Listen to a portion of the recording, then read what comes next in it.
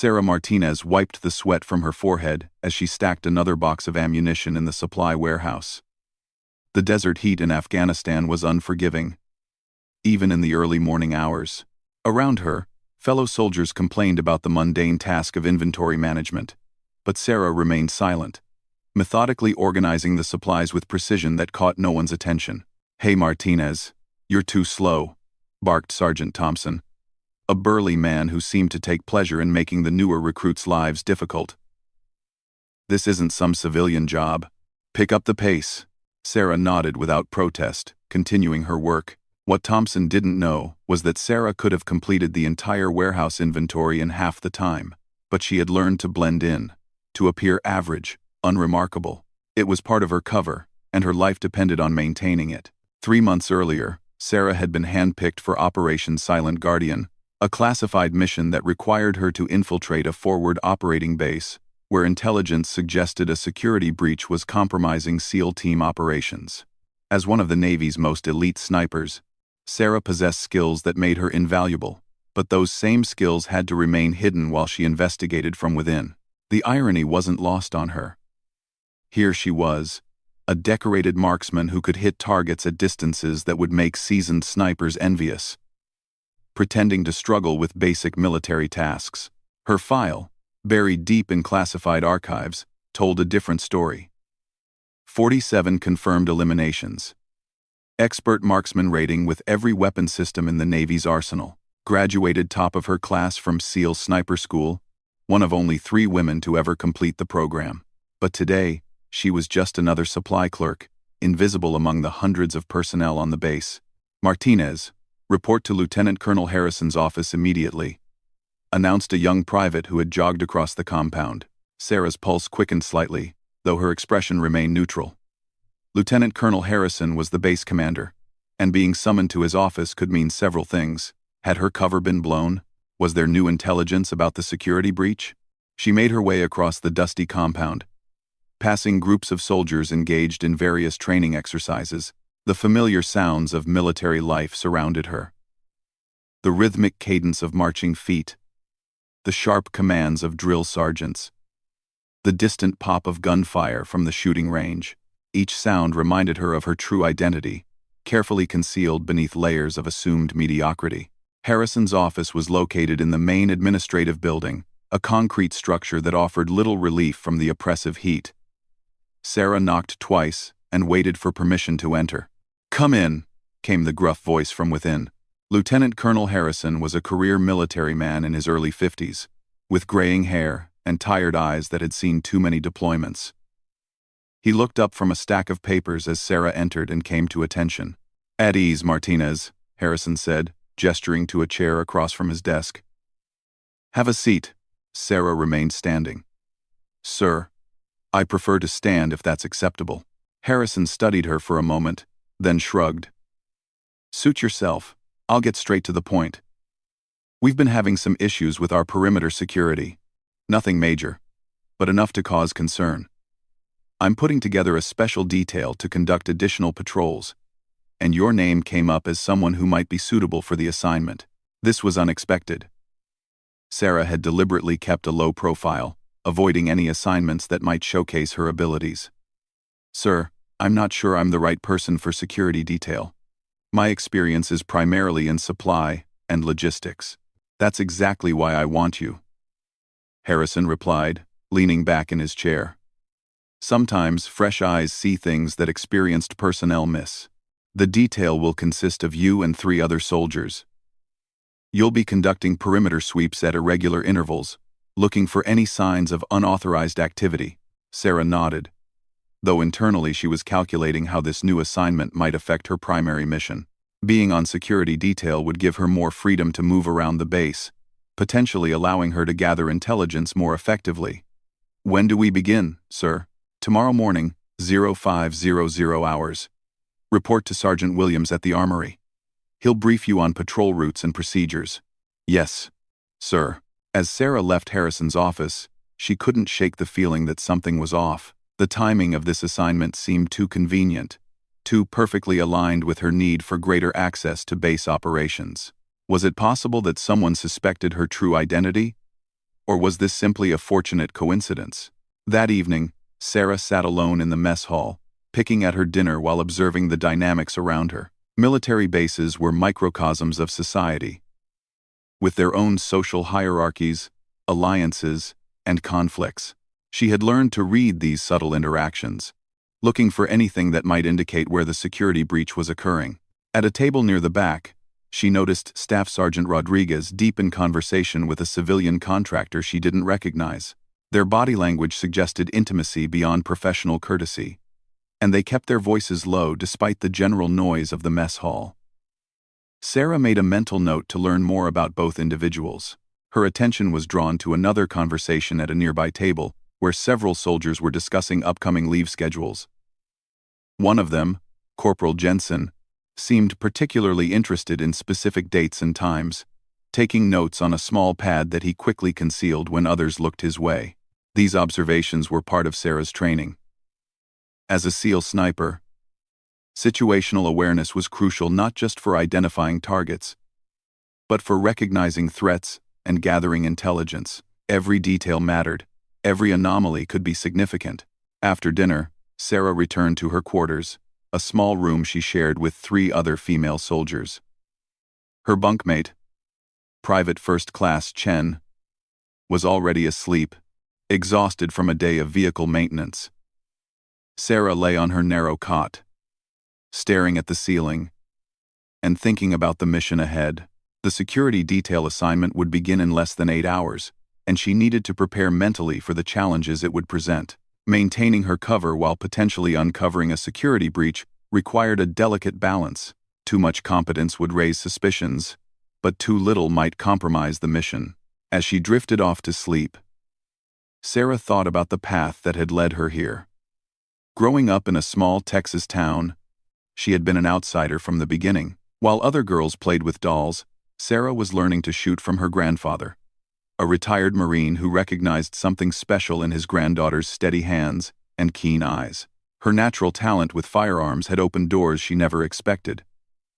Military recruitment, special forces training, and ultimately the elite SEAL program. Each step had required proving herself in environments dominated by men who often doubted her capabilities. But that doubt had become her greatest asset. People underestimated her, dismissed her as just another female soldier trying to prove herself in a man's world. They never suspected that the quiet supply clerk could put a bullet through a target at over 1,000 yards, or that she had eliminated high-value targets in some of the world's most dangerous locations. The next morning arrived with the harsh sound of reveille echoing across the base. Sarah was already awake, having developed the habit of waking before her alarm during her SEAL training.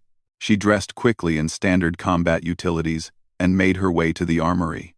Sergeant Williams was waiting with 3 other soldiers: Corporal Blake, a young man who looked barely old enough to shave; Private Torres, a veteran of 2 previous deployments; and Specialist Murphy, whose reputation for attention to detail had apparently earned him a spot on the security detail. "All right, listen up," Williams began, spreading a map of the base on a nearby table. "Our job is to patrol the perimeter at irregular intervals, looking for signs of unauthorized access or suspicious activity. The routes change daily, and we'll be working in pairs." He pointed to various locations on the map. "Martinez, you'll be partnered with Blake. Torres and Murphy will take the eastern perimeter. We rotate every 4 hours and maintain radio contact at all times." Sarah nodded, studying the map and memorizing the patrol routes. Her training had taught her to quickly assess terrain and identify potential security vulnerabilities. Even from the simplified base layout, she could see several areas that would be difficult to secure effectively. "Any questions?" Williams asked. Blake raised his hand tentatively. "Sergeant, what exactly are we looking for? I mean, what constitutes suspicious activity?" Williams's expression grew serious. "Anything that doesn't belong. Footprints where there shouldn't be any. Disturbed fencing. Unusual vehicle activity outside the perimeter. Trust your instincts, and don't hesitate to call for backup if something feels wrong."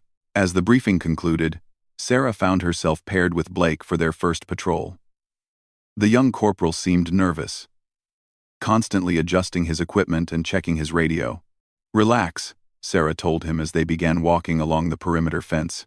We're looking for anomalies, not engaging enemy forces. Blake nodded. But his tension remained evident. Sorry, Martinez. This is my first security detail. I don't want to mess up. Sarah understood his anxiety. The responsibility of base security weighed heavily on young shoulders, especially in a combat zone where mistakes could have deadly consequences. She found herself taking a protective stance toward her patrol partner, despite the need to maintain her cover. As they walked along the fence line, Sarah's trained eyes scanned the ground for signs of disturbance. Her SEAL training had included extensive instruction in tracking and reconnaissance, skills that made her exceptionally qualified for this type of work. But she had to be careful not to demonstrate expertise that would raise questions about her background. Blake, she said quietly, pointing to a section of fence about 50 yards ahead.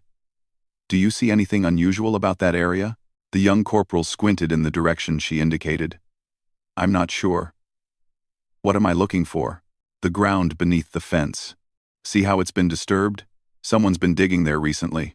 Blake's eyes widened as he spotted the sign Sarah had immediately recognized. Should we call it in? Let's take a closer look first, Sarah replied, though every instinct told her this was significant. Someone had been attempting to breach the perimeter, and judging by the fresh excavation marks, it had happened recently. As they approached the disturbed area, Sarah's mind raced through possibilities. Was this evidence of the security breach she was investigating? Could this be connected to the compromised SEAL operations? Or was it something else entirely? Perhaps local insurgents probing for weaknesses in base defenses. The discovery would soon lead to events that would test Sarah's ability to maintain her cover while protecting both her mission and the soldiers around her. Her greatest challenge was just beginning, and she had no idea how quickly everything would change. The hole beneath the fence was deeper than it initially appeared. Sarah knelt down, careful not to disturb the evidence while examining the excavation. Her trained eye immediately recognized professional work. This wasn't the crude attempt of local insurgents, but something more sophisticated. Martinez. What do you think? Blake whispered, nervously scanning the surrounding area. Someone's been working on this for a while, Sarah replied, noting the carefully removed soil and the precise nature of the digging. This is a tunnel entrance. Call it in. Blake fumbled with his radio, his hands shaking slightly. Base, this is Patrol Team Alpha. We have a possible security breach at grid reference 77 Alpha. The response was immediate. Patrol Team Alpha, maintain position. Do not investigate further. Backup is en route. Within minutes, the area was swarming with military police and explosive ordnance disposal specialists. Lieutenant Colonel Harrison arrived shortly after, his face grim as he surveyed the discovery. Good work, Martinez, he said, studying the tunnel entrance. How did you spot this? Sarah shrugged, maintaining her cover of modest competence. Just looked out of place, sir. The ground was too disturbed to be natural. Harrison nodded, but Sarah caught him studying her with renewed interest. She had been too observant, too quick to identify what trained security personnel had missed during previous patrols. It was a mistake that could compromise her mission. Over the next several hours, the investigation revealed an extensive tunnel system that extended nearly 200 yards beyond the perimeter. The sophistication of the construction suggested professional military engineering, and the location provided access to several key areas of the base. That evening, Sarah was summoned to another meeting in Harrison's office. This time, she wasn't alone. Major Patricia Kellerman, the base intelligence officer, was also present, along with a man in civilian clothes who introduced himself only as Smith. Sit down, Martinez, Harrison said, his tone more serious than before. We need to talk. Sarah took the offered chair, her mind racing through contingencies. Had they discovered her true identity? Was her cover blown? The tunnel you discovered today represents a significant security threat, Major Kellerman began. Our preliminary investigation suggests it's been under construction for months, which means someone with detailed knowledge of our operations has been providing intelligence to hostile forces. Smith leaned forward, his pale eyes studying Sarah intently. What's interesting is that previous patrols missed this entirely. Yet you spotted it immediately on your first security detail. That's either remarkable luck or remarkable skill. Sometimes fresh eyes see things others miss, Sarah replied, echoing Harrison's earlier words. I wasn't looking for anything specific, just anything that seemed out of place. Tell me about your background, Smith continued. Before your current assignment, Sarah recited the carefully constructed cover story she had memorized. Supply specialist, previous deployments in non-combat roles, basic military training but no special qualifications. It was designed to be unremarkable, forgettable, but Smith's questions grew more specific, probing details that suggested he suspected something. Sarah answered carefully, staying within the parameters of her cover while trying to gauge how much they actually knew. I'm going to be direct with you, Martinez, Harrison finally said. We're dealing with a serious security breach, and we need people we can trust. I'm reassigning you to work directly with Major Kellerman's intelligence team. This was both an opportunity and a danger. Working with intelligence would give Sarah better access to investigate the real security breach, but it would also put her under closer scrutiny. Any mistake could expose her true mission. Sir, I'm not sure I'm qualified for intelligence work, Sarah protested. Let us worry about your qualifications, Kellerman replied. Report to my office tomorrow at 0800. We'll start with a complete security briefing. As Sarah left the meeting, she felt the weight of increased attention. Her cover was holding, but barely. She needed to find the real source of the security breach quickly, before her own mission was compromised. The next morning, Sarah reported to the intelligence section, housed in one of the most secure buildings on the base. Major Kellerman was waiting with a stack of files and a serious expression. Before we begin, I need to ask you some additional questions, Kellerman said. Your personnel file shows remarkably little detail about your training and qualifications. Usually, soldiers with your apparent observational skills have some specialized background. Sarah maintained her composure, though she could feel the walls closing in. Ma'am, I've always been good at noticing details. My previous commanders said I had good situational awareness. Kellerman studied her for a long moment. I've spoken with some of those commanders. They remember you as competent but unremarkable. Yet yesterday you demonstrated skills that suggest more advanced training. The conversation was interrupted by an urgent communication from the base communications center. Intelligence had intercepted enemy transmissions, suggesting an imminent attack on the base, with specific targeting information that could only have come from inside sources. We have a problem, Kellerman announced, reading the decoded message. Someone is feeding detailed operational intelligence to hostile forces. The attack is planned for tonight. Sarah's mind immediately shifted into tactical mode. An attack on the base would put hundreds of soldiers at risk, including the SEAL teams whose operations she was supposed to protect. Her cover mission suddenly seemed less important than the immediate threat. What kind of intelligence are they receiving? Sarah asked. Guard rotations, patrol schedules, weapon positions. Kellerman replied. Someone with high-level access is passing along everything they need to maximize casualties. Sarah thought about the conversations she had observed in the mess hall, the suspicious behavior of various personnel, and the sophisticated tunnel system that had been under construction for months. The pieces were beginning to form a picture.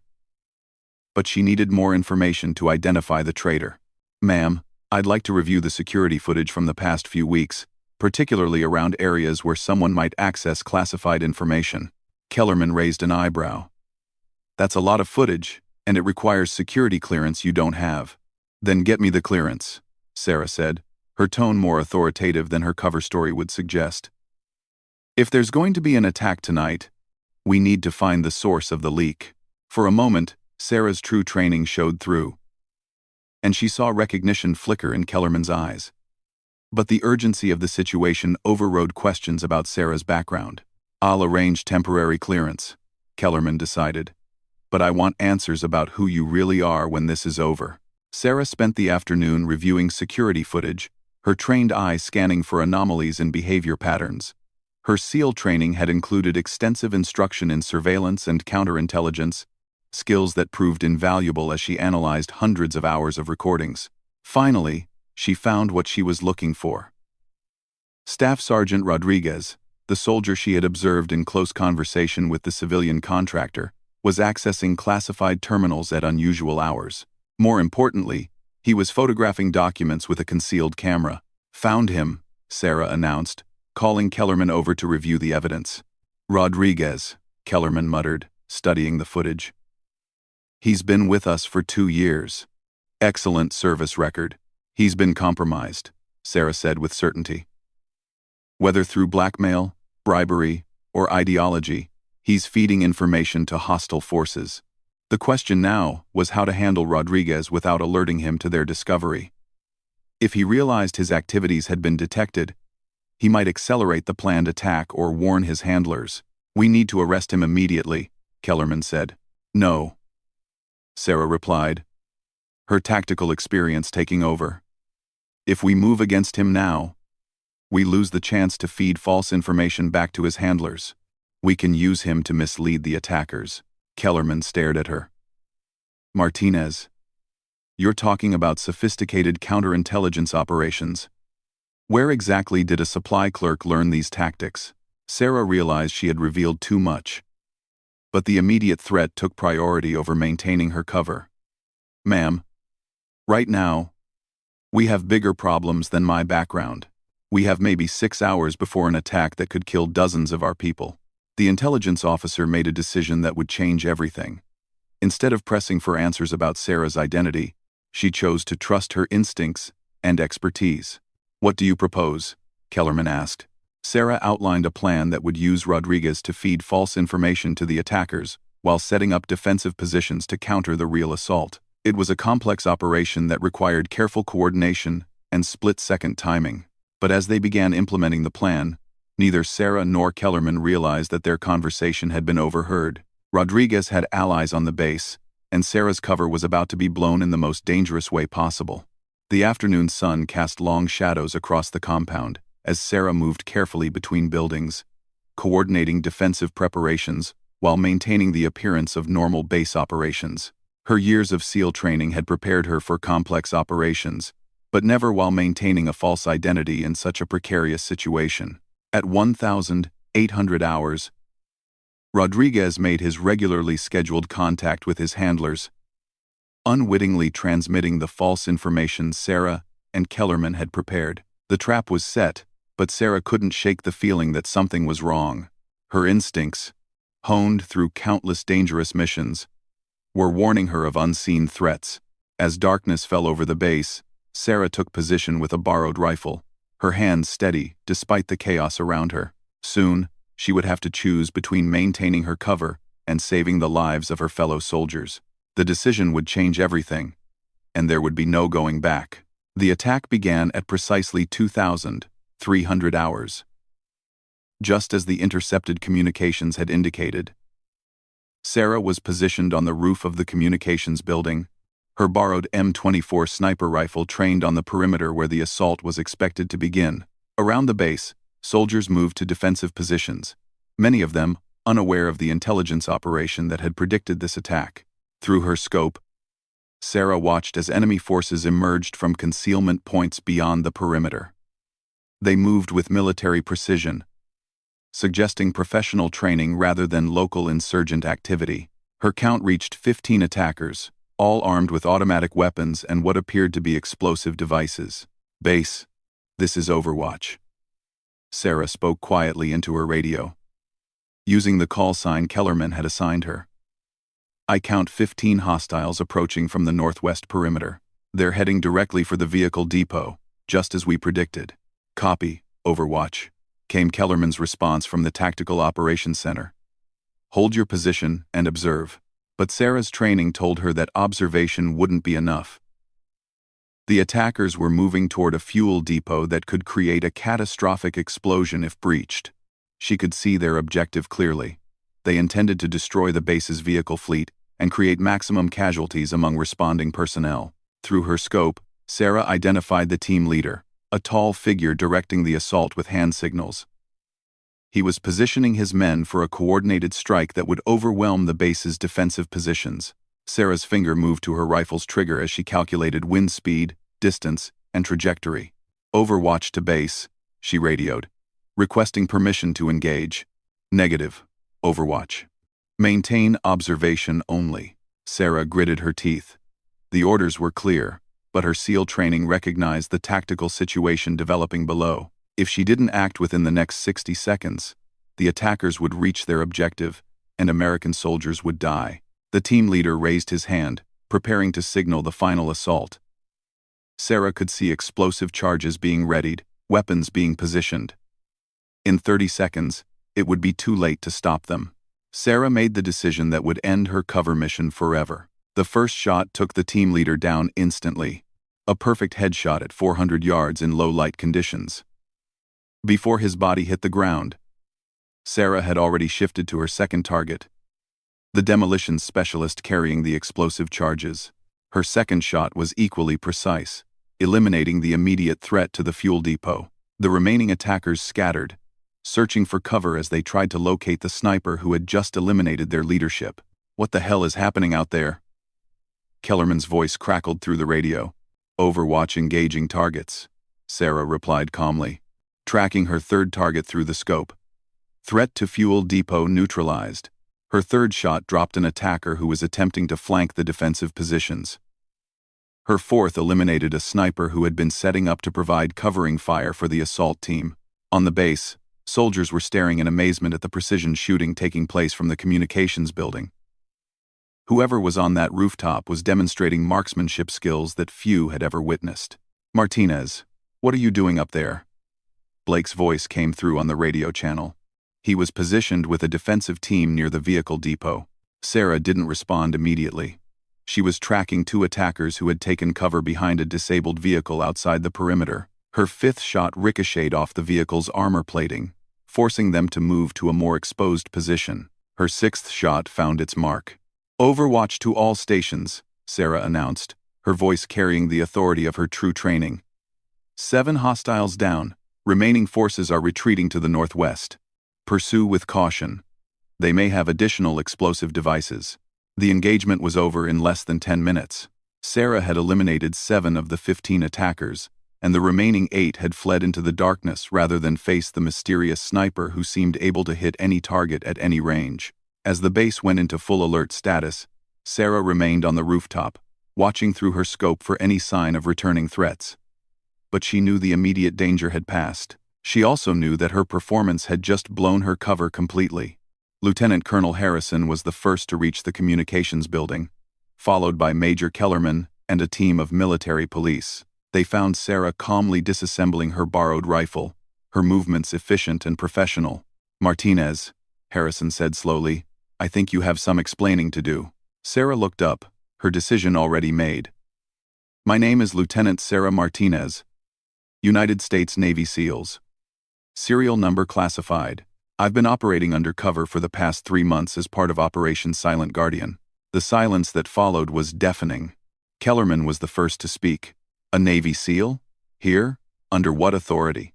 Sarah reached into her tactical vest and produced a sealed envelope that contained her actual orders and identification. "Major, I was assigned to investigate security breaches that were compromising SEAL team operations. Tonight's attack was connected to those breaches." Harrison opened the envelope and studied the contents, his expression changing as he read the classification levels and authorization signatures. "Jesus Christ, Martinez, you're one of the Navy's top snipers. That information is classified." "Sir," Sarah replied. "Not anymore," Kellerman said grimly. "Half the base just watched you single-handedly stop an assault with some of the most impressive marksmanship I've ever seen." Sarah nodded, understanding the implications. Her cover was completely blown, but the mission had been accomplished. She had identified the security breach and neutralized the immediate threat. Over the next hour, as the base secured the perimeter and processed the aftermath of the attack, Sarah provided a full briefing on her investigation. She explained how she had identified Rodriguez as the source of the intelligence leaks, traced the pattern of information sharing, and used the planned attack to expose the entire network. "There are at least 3 other personnel involved," Sarah reported. "The civilian contractor meeting with Rodriguez is a foreign intelligence operative. Corporal Jensen has been photographing patrol schedules and transmitting them through unauthorized communications equipment.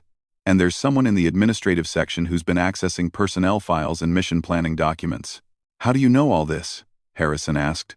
Sir, I've been watching and documenting suspicious behavior for 3 months. Tonight's attack confirmed the connections I'd been tracking. Kellerman shook her head in amazement. A SEAL sniper, posing as a supply clerk.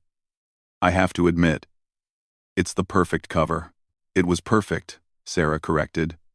Until about an hour ago. The interrogation of Rodriguez and his co-conspirators revealed the full extent of the security breach. Foreign intelligence services had been running a sophisticated operation to compromise multiple forward operating bases, gathering intelligence on SEAL team movements, and planning coordinated attacks on high-value targets. Sarah's investigation had uncovered not just the local breach, but connections to similar operations at other bases throughout the region. Her mission, originally focused on a single security leak, had exposed an entire intelligence network. Martinez, Harrison said during the final debriefing. I have to ask, why didn't you identify yourself earlier? You could have prevented tonight's attack without exposing your cover. Sarah considered the question carefully. Sir, my orders were to maintain cover and investigate the security breach. If I had revealed myself earlier, we might have caught Rodriguez, but we wouldn't have exposed the entire network. Sometimes the mission requires difficult choices, and you were willing to let soldiers die to protect your mission? No, sir, Sarah replied firmly. I was willing to maintain my cover as long as possible to maximize the intelligence value of the investigation. But when American lives were in immediate danger, the mission parameters changed. Harrison nodded slowly. 7 confirmed kills at ranges between 300 and 450 yards, in low-light conditions, with a weapon you'd never used before. That's not just good marksmanship, that's exceptional skill. Thank you, sir. Don't thank me yet, Harrison said with a slight smile. Your cover's blown, your mission is compromised, and now I have to figure out what to do with a Navy SEAL who's been masquerading as a supply clerk for 3 months. The answer came in the form of new orders delivered the next morning. Sarah was being reassigned to a joint task force focused on counterintelligence operations, using her experience from Operation Silent Guardian to help identify and neutralize similar security threats at other installations. As Sarah prepared to leave the base, Blake approached her near the landing zone, where a helicopter waited to transport her to her new assignment. Martinez, he said awkwardly, I just wanted to say thank you. For last night, I mean. You saved a lot of lives. Sarah nodded. Just doing my job, Blake. Your job as a supply clerk, or your job as a Navy SEAL? Sarah smiled. The first genuine smile she had allowed herself in months. Both. Actually. Sometimes the best way to protect people is to be someone they don't expect. As the helicopter lifted off, carrying her away from a mission that had tested every aspect of her training, Sarah reflected on the lessons learned. Maintaining cover had been crucial for gathering intelligence, but ultimately, protecting American lives had to take priority over any operation. Her personnel file would reflect her success in exposing a major security breach and preventing a devastating attack. But it would also note that Lieutenant Sarah Martinez, one of the Navy's most elite snipers, was someone who could disappear into any environment and emerge when least expected. 3 weeks later, at a forward operating base in another part of Afghanistan, a new supply clerk reported for duty. She was quiet, competent, and unremarkable in every way. Her name was Jennifer Thompson, and she seemed perfectly suited for the mundane work of inventory management. Nobody suspected that Thompson was actually Sarah Martinez, beginning her next undercover assignment, and nobody noticed when she immediately began observing the base personnel, looking for the subtle signs of suspicious behavior that might indicate another security breach. The mission continued, and Sarah remained ready to remove any threat to American forces, whether they expected her or not. After all, the best weapon was often the one nobody saw coming.